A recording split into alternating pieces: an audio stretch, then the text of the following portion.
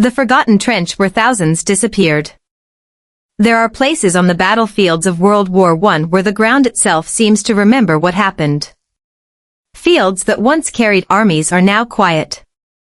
Grass grows over old trenches. Trees stand where artillery once exploded. But beneath some of these peaceful landscapes are the remains of a war that swallowed thousands of men. One of the most haunting features of World War I was the trench. These trenches were built to protect soldiers from the terrifying power of modern weapons. But they also became places where men lived, fought, suffered, disappeared, and sometimes never returned. For thousands of soldiers, a trench was not simply a military position. It was their home. It was their shelter. And sometimes, it became their grave. When World War I began in 1914, armies initially expected movement and rapid victories. Instead, the fighting on the Western Front soon became a massive stalemate. German forces and Allied armies dug defensive positions across France and Belgium. The trenches stretched for hundreds of miles. Behind the front line were support trenches. Behind those were communication trenches. Then came reserve positions, artillery positions, supply routes and medical stations. An entire underground world developed beneath the battlefield. But these trenches were not safe. Artillery could destroy them in minutes. Heavy shells could collapse wooden supports and bury soldiers beneath tons of earth. Machine guns could sweep across the battlefield. And when soldiers were ordered to leave the trench and cross no man's land, they faced barbed wire, shell craters, machine gun fire and enemy artillery. The danger was everywhere. One of the most frightening experiences was an artillery bombardment. Before an attack, guns could fire continuously at enemy positions. The explosions shook the ground. Smoke filled the air. The noise could become almost impossible to escape. Soldiers inside deep shelters waited for the bombardment to end. They could feel the earth moving above them. Wooden supports could crack. Dirt could fall from the ceiling.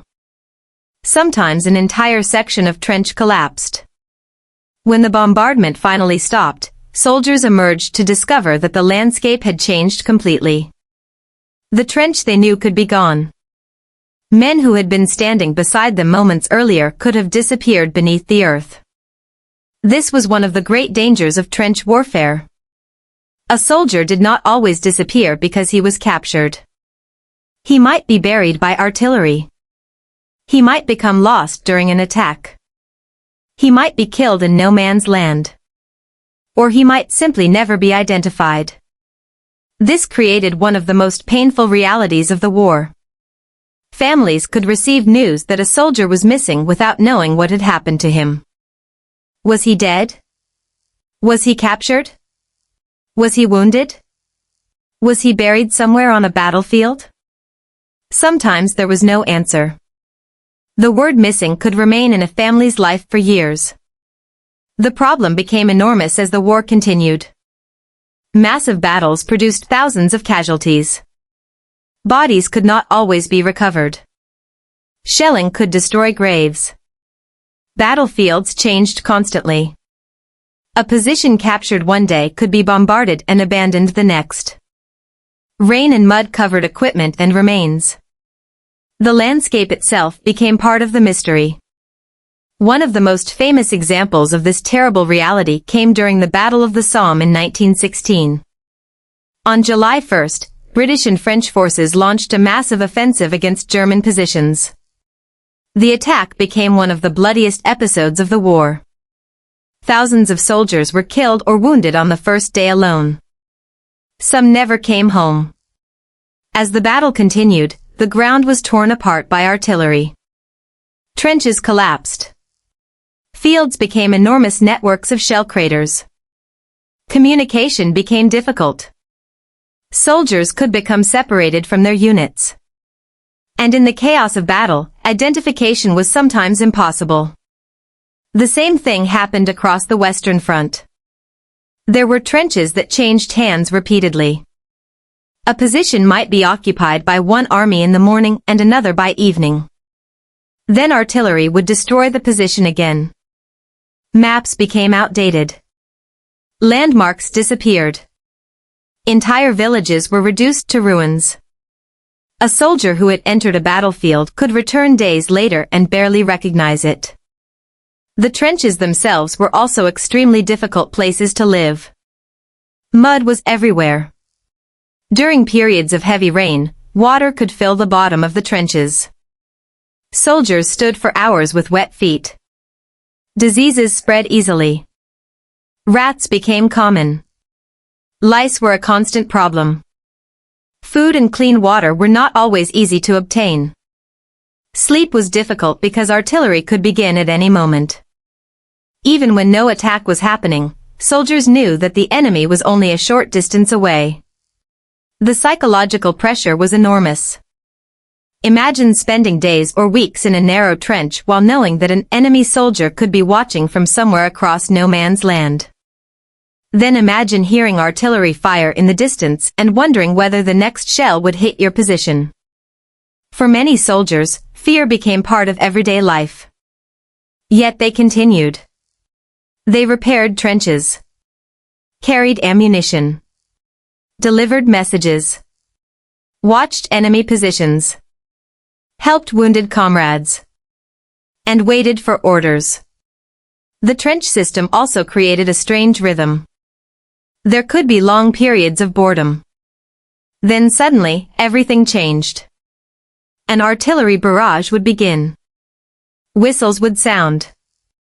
Men would prepare weapons. Officers would shout orders. Soldiers would climb over the trench wall. And thousands of men could suddenly be moving across the same battlefield. No man's land became one of the most dangerous places on earth. It was often covered with barbed wire. Some sections contained multiple rows of obstacles. Craters made movement difficult. Mud slowed soldiers down. And enemy machine guns could target advancing troops. For soldiers trapped in the open, reaching the enemy trench could feel almost impossible. Those who survived might arrive exhausted, wounded, and covered in mud. Then the fighting continued at extremely close range. Trenches could be captured and lost within hours. Sometimes soldiers fought through communication trenches and underground shelters. The battlefield became a maze. In such conditions, people could vanish.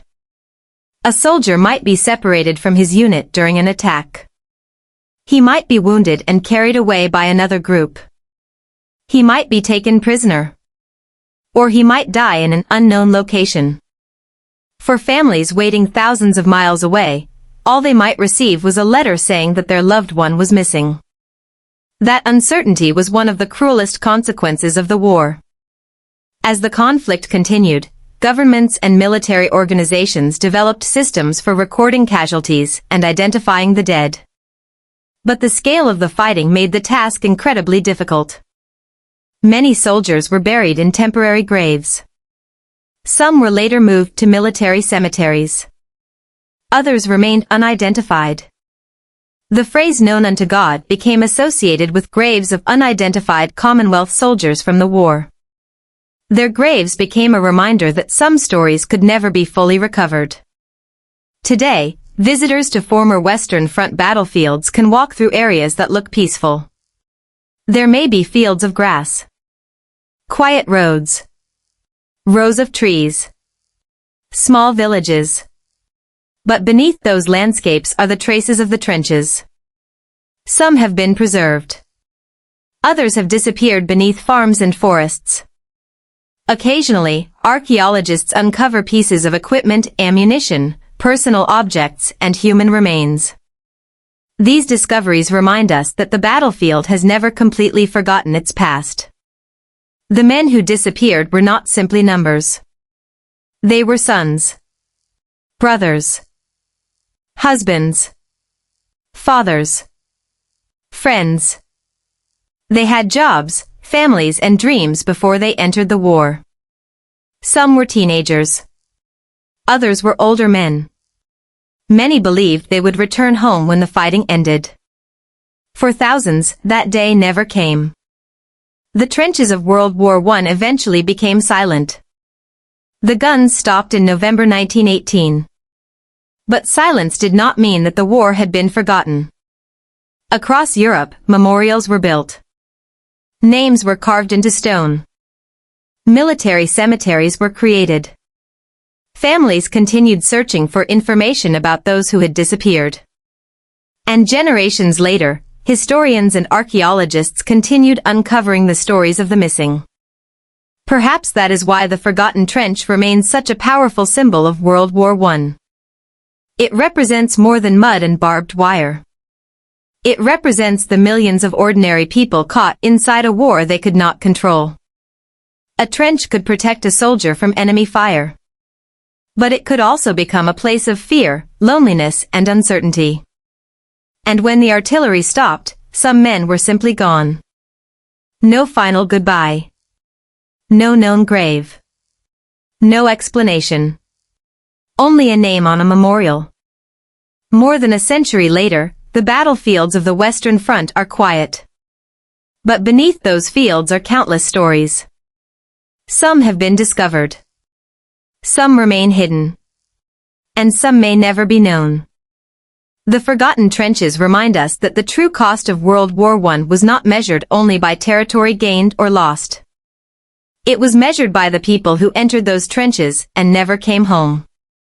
Their names may have faded from memory. Their trenches may have disappeared beneath the earth. But their stories remain part of the history of the Great War.